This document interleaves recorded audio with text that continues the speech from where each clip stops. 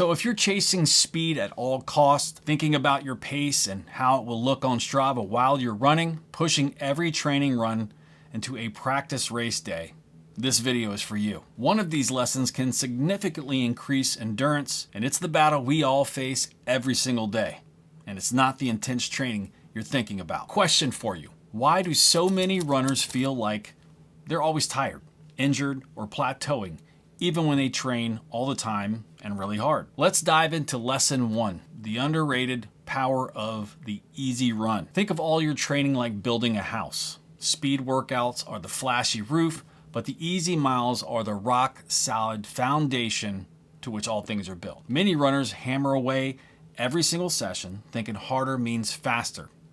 That's a big mistake. Piling on volume with slow, conversational paces builds your aerobic engine at the cellular level. Science shows this low-intensity work ramps up the mitochondrial biogenesis, creating more mitochondria in your muscle cells, the powerhouses that produce energy aerobically and help you burn fat efficiently as fuel. That's what I'm working on right now. It also boosts capillary density for better oxygen delivery to muscles, improves oxidative enzymes for sustained efforts, and enhances running economy so you use less energy at any pace. Without this base, you're basically trying to sprint through a marathon.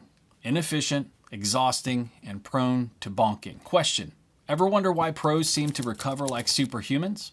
It's this foundational aerobic work from consistent, easy volume that sets them apart from the rest of us. Because here's the common screw-up we all make: running easy days way too hard and way too fast. This leaves the body in a constant stress mode, spiking cortisol levels and preventing proper adaptations. No recovery, no gains on hard days. The key is stacking these easy days consistently, like adding bricks to that foundation to build an unbreakable aerobic base over time. It's not about that one magic run, it's the cumulative effect, week after week, of controlled, low-intensity miles that compounds into massive improvements. Better fat oxidation to spare glycogen, stronger connective tissues for injury resistance, and overall efficiency that makes hard sessions feel easier. Slowing down deliberately can lead to dropped race times, sharper focus during intervals, and fewer injuries overall. To check if you're truly going at an easy pace, you should be able to chat in full paragraphs without huffing and puffing and struggling for breath. Or you can monitor your heart rate with a chest strap or a watch as a guide, but trust your body over data.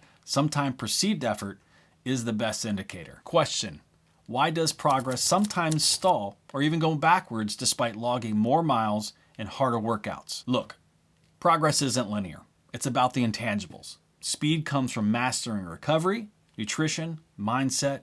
It's not just about the miles. Without a plan, runners often just slog through, hitting plateaus or worse, regressions. But prioritizing sleep and fuel, that's the game changer, and that's what I'm focusing more on now than ever in my career. For instance, prioritizing quality sleep enhances hormone balance, like growth hormone release, which that aids in your muscle repairs and energy restoration. Give you a full suit, check it out.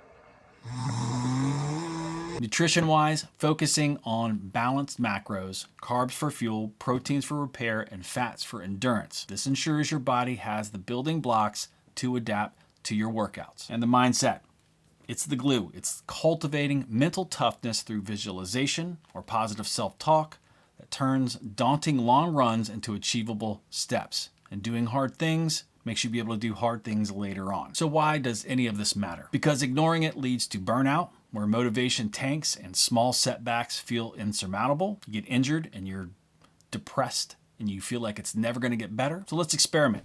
Track how you feel post-run, adjust accordingly. Maybe add a recovery shake or an extra day rest, and watch how these small tweaks create a snowball effect of consistent progress over the coming months. Real quick, there's always something to learn from others in the running community, whether it's a pro tip or a hard-earned lesson that some of us have learned. Drop the comment below with your most important piece of advice for other runners. Another question for you. In an era of smartwatches, apps, and endless data, Why do so many runners feel disconnected from their own bodies and end up overtrained? Look, this is about playing the long game with instinct over gadgets. In a world of apps and metrics, it's easy to lose touch with your body. Obsessing over splits can kill the joy and lead to overtraining. Ultras teach us to listen to our body. Some days ease up if fatigue lingers, others push when you have a little bit more energy. Now, this instinct-based approach means tuning into signals like muscle soreness, energy levels, or even mood to guide decisions, rather than rigidly following a watch or some plan that you pulled off the internet. And I get it, data and gadgets are awesome. I love them.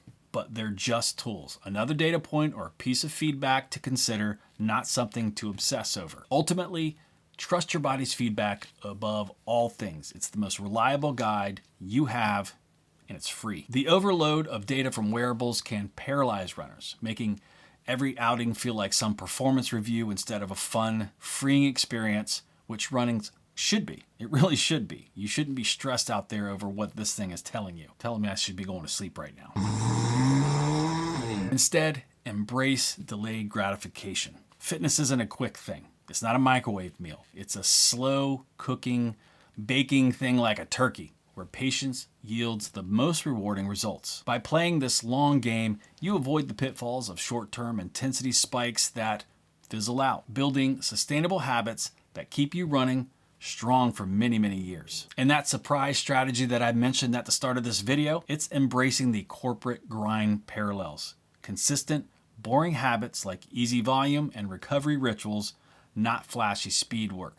Stacking day after day builds the foundation you need to be a strong distance runner. This can dramatically improve the ability to finish ultramarathons without injury, turning sporadic efforts into a reliable system that boosts endurance seemingly overnight. Drop a comment below with which lesson resonated most with you, and click right here or right here for more tips on ultra running. I'll see you in the next video.